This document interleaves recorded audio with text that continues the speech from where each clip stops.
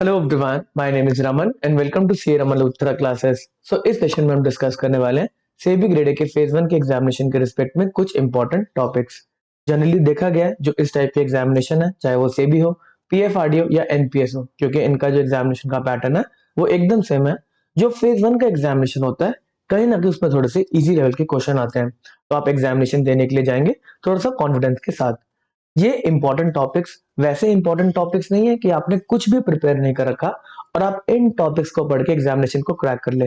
ये important topics का intent है कि आप इस एग्जामिनेशन के लिए प्रिपेयर कर रहे हैं और कोई सब्जेक्ट आपका अच्छे से प्रिपेयर नहीं है, एक सब्जेक्ट या दो सब्जेक्ट, तो उसके अंदर आपको किन टॉपिक को प्रिपेयर कर लेना चाहिए इन 2 दिनों के अंदर, इसका इंटेंट वो है। चलो हम चलते हैं इंपॉर्टेंट टॉपिक की लिस्ट की तरफ। अगर अकाउंट्स सब्जेक्ट की बात करें तो काफी सारे स्टूडेंट्स जो नॉन कॉमर्स बैकग्राउंड के हैं, कहीं ना कहीं उनको अकाउंट्स बहुत डिफिकल्ट लगता है। बड़े सारे स्टूडेंट्स प्री के एग्जामिनेशन के लिए अकाउंट्स के सब्जेक्ट को छोड़ के जा रहे हैं। इन्होंने टारगेट लिया है कि मेंस के एग्जाम तक हम इसको प्रिपेयर कर लेंगे। कुछ टॉपिक्स जो मैं आपको रिकमेंड करूंगा कि आप एनसीईआरटी को जरूर एक बार देख लें। रेशियो आंसर्स एक इंपॉर्टेंट एरिया है। अगर मैं अपने एमसीक्यूज की बात करूं तो अराउंड 135 क्वेश्चन सिर्फ रेशियोज के ऊपर करवाए गए हैं, इसकी इंपॉर्टेंस को देखते हुए। कैश फ्लो एक इंपॉर्टेंट टॉपिक है। अकाउंटिंग स्टैंडर्ड्स के अंदर से AS2 के ऊपर जो कि वैल्यूएशन ऑफ इन्वेंटरीज है, उसके ऊपर हर बार क्वेश्चन आ चुका है। और साथ ही साथ एक शेड्यूल 3 का टॉपिक।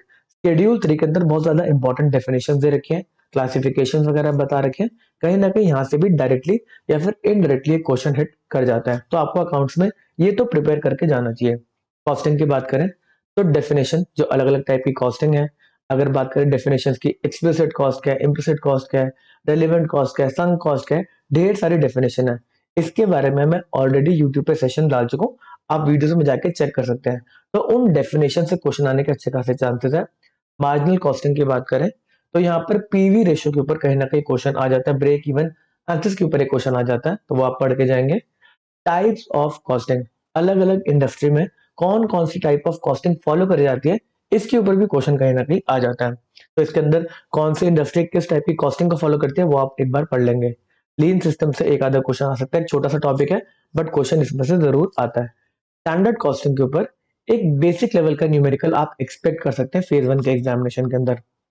चलो फाइनेंस की बात करें, एक बहुत बड़ा एरिया है, बहुत ही बड़ा सब्जेक्ट है, बहुत ज्यादा टॉपिक्स है इसके अंदर, बट कुछ एरिया जहां से क्वेश्चन आने के अच्छे खासे चांसेस है। एक तो कि रेगुलेटरी बॉडी के ऊपर कोई क्वेश्चन आ जाएगा, कि एक पर्टिकुलर इंडस्ट्री एक पर्टिकुलर सेगमेंट को बता पूछ लेंगे आपसे कि कौन रेगुलेट करता है। साथ में मनी मार्केट इंस्ट्रूमेंट्स, ये स्पेसिफिकली मैंने इसलिए डाला है, काफी सारे स्टूडेंट्स ने मेरे को रीच आउट करा कि मनी मार्केट इंस्ट्रूमेंट्स के बारे में काफी अलग अलग इंफॉर्मेशन मार्केट में घूम रही है।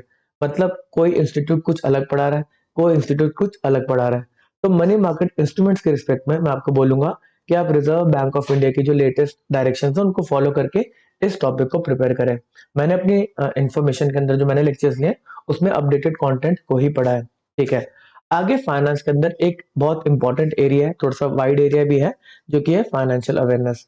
फाइनेंशियल अवेयरनेस आपको अच्छे से करना है। अगर इसमें बात करें रिजर्व बैंक ऑफ इंडिया के important circulars and notification last 6 months के, वो आपको जरूर करने हैं। इसके ऊपर मैं लेक्चर्स भी डाल दूंगा आज या कल के अंदर अंदर, साथ में आप एमसीक्यूज भी अटेम्प्ट कर सकेंगे। कंपनीज एक्ट की बात करें, ये एक ऐसा टॉपिक है जिसके अंदर अभी तक इजी लेवल के क्वेश्चन है, डायरेक्ट क्वेश्चन आए हैं। तो कंपनीज एक्ट को अगर आपको प्रिपेयर करना है अच्छे तरीके से, ये सब्जेक्ट ऐसा है कि ये आपके एग्जाम को पार करवा सकता है अगर आपने इसके अंदर एमसीक्यूज अच्छे खासे अटेम्प्ट कर लिए तो। अगर आपने कंपनीज एक्ट को नहीं पढ़ रखा, आपको लगता है कि आपका एग्जामिनेशन नहीं निकल सकता, थोड़े से मार्क्स कम आ रहे हैं मॉक टेस्ट के अंदर, तो आप लास्ट के ये 2 दिन अगर कंपनीज एक्ट को अच्छे से पढ़ने में लगा देते हैं, तो इस टॉपिक से जो 7-8 क्वेश्चन आने के चांसेस हैं, उसमें आपके 6 से 7 क्वेश्चन सही हो सकते हैं। तो इसमें अगर आप जहां से भी पढ़ रहे हैं, आप एमसीक्यूज अगर अच्छे खासे नंबर में अटेम्प्ट कर लेंगे, मैंने यहाँ पे लिखा अप्रोक्सीमेटली 750 एमसीक्यूज, क्योंकि कहीं ना कहीं मेरे को लगता है मतलब 100-200 एमसीक्यूज करके तो आप देखो नहीं कंपनी सेट को पूरा प्रिपेयर कर सकते हैं। अगर आपके पास अच्छे खासे सेट ऑफ एमसीक्यूज हैं तो आप इस टॉपिक को बहुत अच्छे से प्रिपेयर कर सकते हैं और हाई स्कोरिंग एरिया। अगला आता है इकोनॉमिक्स। इकोनॉमिक्स के अंदर डिमांड, जो basics of demand and supply है, वहां से क्वेश्चन देखे गए। नेशनल इनकम से क्वेश्चन देखे गए। फॉर्म्स ऑफ मार्केट, ऑलिगोपोली जो मोनोपोली है, इसके ऊपर क्वेश्चन देखे गए। साथ ही साथ यहाँ पर आईएसएलएम से भी एक आधा क्वेश्चन दिख जाता है। मैनेजमेंट की बात करें तो मैनेजमेंट बिल्कुल भी प्रेडिक्टेबल नहीं है। यहाँ पे किसी भी एरिया से क्वेश्चन आ सकते हैं। अगर फर्स्ट चैप्टर की बात करें, जो प्लानिंग वगैरह सारे का सारा मतलब मैनेजमेंट का जो बेसिक चैप्टर है, उसके अंदर ही बहुत ज्यादा क्वेश्चन बन जाते हैं। तो मैनेजमेंट के रिस्पेक्ट में ऐसा कोई वो नहीं है, इंपॉर्टेंट टॉपिक नहीं है, हर एक टॉपिक में से और बहुत अच्छे खासे क्वेश्चन बन के इस बार आईबीपीएस पूछ रहा है। तो ये इंपॉर्टेंट टॉपिक की लिस्ट है, मैं अपने टेलीग्राम चैनल पे भी शेयर कर दूंगा।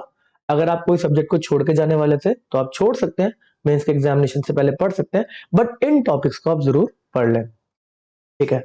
अगर हमारे कोर्सेज को आपको रेफर करना है तो CA ramanluthra classes.com पे जाके आप रेफर कर सकते हैं। एमसीक्यू कोर्स भी है, फुल कोर्स भी है, आपको काफी वैल्यू एडिशन लगेगा। तो सबको ऑल द बेस्ट। एग्जामिनेशन में बहुत अच्छे से हम क्वेश्चन को पढ़ेंगे, अच्छे से अटेम्प्ट करेंगे और फिर आके आप मुझे वो क्वेश्चंस बताएंगे ताकि एक अच्छी सी आंसर की हम प्रिपेयर कर सके। इस सेशन को यहीं पे समाप्त करते हैं, मिलेंगे अब आपसे आंसर की के साथ। Okay tata, bye bye.